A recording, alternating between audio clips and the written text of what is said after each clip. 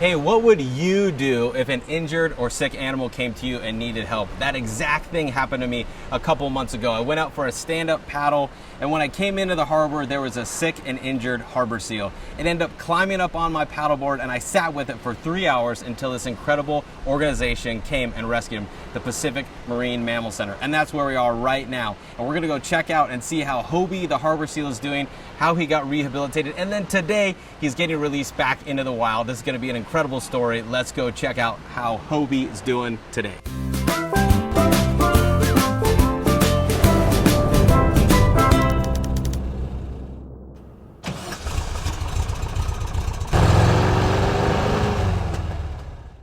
He's behind me. Hey, what's going on?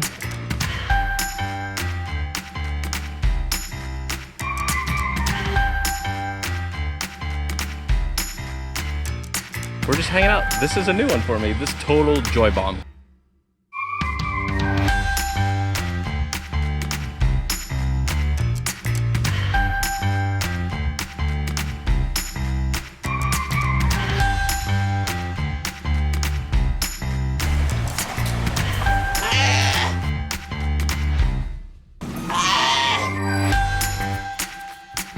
So before Hobie gets released, they're gonna feed him and they're gonna give him a snack to make sure that when he goes out, that he's got everything he needs for a couple of days. So when we're looking at Hobie, we're looking for the one, he's got the little shave patch on his back. They did a little procedure for him there. So he's getting all ready to go. They're feeding him. We're gonna weigh him. Then we're gonna put him in the kennel. We're gonna head down to North Laguna. So when I rescued Hobie, when he got up on the board, I made this phone call and I called the Pacific Marine Mammal Center where we are right now. And I actually talked to this incredible lady here, Wendy, and she didn't quite believe what I was saying. I said, I'm currently sitting in the harbor with I thought it was a baby sea lion at the time, and she asked me to send a picture, so I sent you a picture. And so what was your response when I called you and then sent you that picture? It was like, wow, okay, there's actually a harbor seal on this guy's paddleboard. All right, now what do we do? So not just a crazy person, but actually had somebody. And so then you guys got dispatched, you grabbed somebody else, and you made your way over to Dana Point. Yes. And then when we got there, or when they got there, you guys flagged me down and we had this slow paddle backwards trying to keep Hobie on the board. Right. So we came in and I kind of grabbed him and you threw the net over him, and then what happened next? So yeah, thankfully with your assistance, we were able to secure him, get him in the net, and then we carried him back to our truck and put him into a kennel. Able to assess him there, and he was definitely thin. I mean, he had some unusual behaviors that alerted us to knowing that, you know, this animal did need a rescue. He wasn't just trying to hang out and have a ride with you. Yeah, exactly. Do you remember how much he weighed when he came in, approximately? You know what? I think he was about just around 30 pounds. And we just saw him. He looks really different. He looks a lot healthier. How much do you think he weighs now? He's a chunker. He's in the 90-pound range. So what is something that all of us could do to make a difference for these animals? Start with the basic things, right? Like reduce, reuse, recycle, rethink. There's a lot of things that are ending up out in their ocean environment that has an impact on them. We're also seeing a lot more injuries when it comes to fishing hooks and fishing line, and they're really picking that up from the jetties and things like that. So I know Newport is starting to instill like the little boxes where people can discard their used hooks and their lines, things like that. But also just educating your friends and family, you know, spreading the awareness. The more people who know what's going on with the ocean environment, the more people who can have a positive impact instead of a negative one. Right. So if you just pick one thing, like, oh, you know what, I'm gonna make sure that I use reusable bags from here on out. Those things, if everybody just picks one thing to do, it actually makes a difference. So I have this theory, it's called the minuscule multiple multiplier. And what that means is essentially is that if all of us did something small, it's gonna make a big difference. So if there's 2 of us that do it, you and I do it, it's not really gonna make a difference.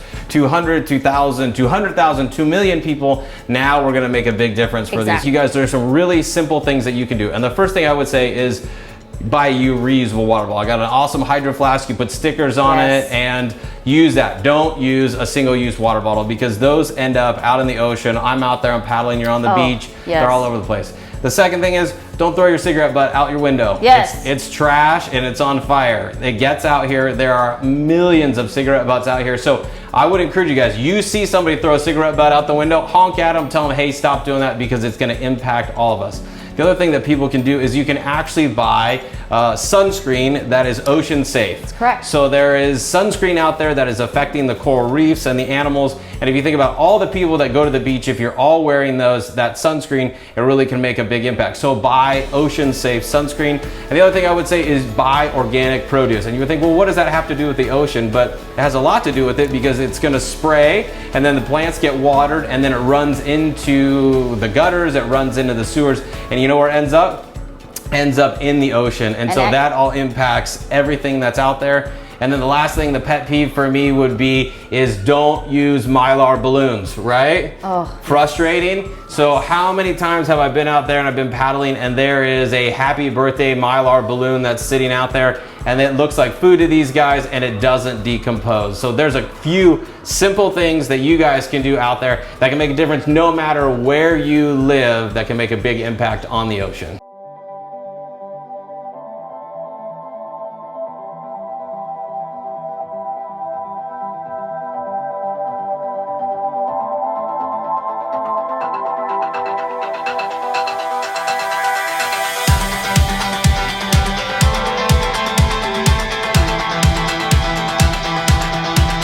So Hobie's behind us. We're cruising in here with these guys.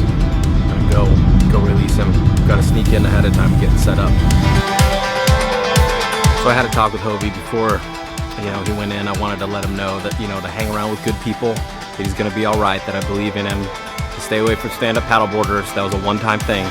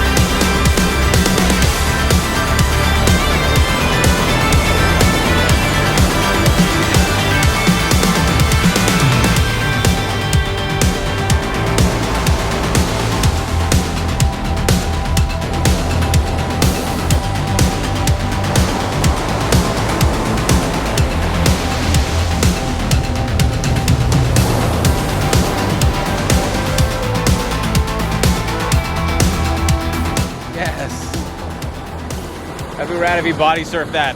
Dropped right in. Well, that was just a mind-blowing, incredible experience. So much joy, you guys, that I just got to experience with seeing Hobie be released, for him to be out there going with his friends, going through those waves, going back to the spot where he was supposed to be. It was an incredible journey for us to meet him way back when he got on my paddleboard, when he was so sick and injured and malnourished, and then to see him rehabilitated and looking healthy, and now he's back where he's supposed to be, and we just wish the best for him. So excited. Thanks for checking out this episode of Joy Bus Journeys. So there's incredible organizations all around the world making a difference for the planet. One of those is the Pacific Marine Mammal Center. If you're here in Orange County and COVID's over, make sure you come and visit, but also think about donating your time or your finances to help rehabilitate incredible animals like Hobie and get them back out into the wild where they're supposed to be.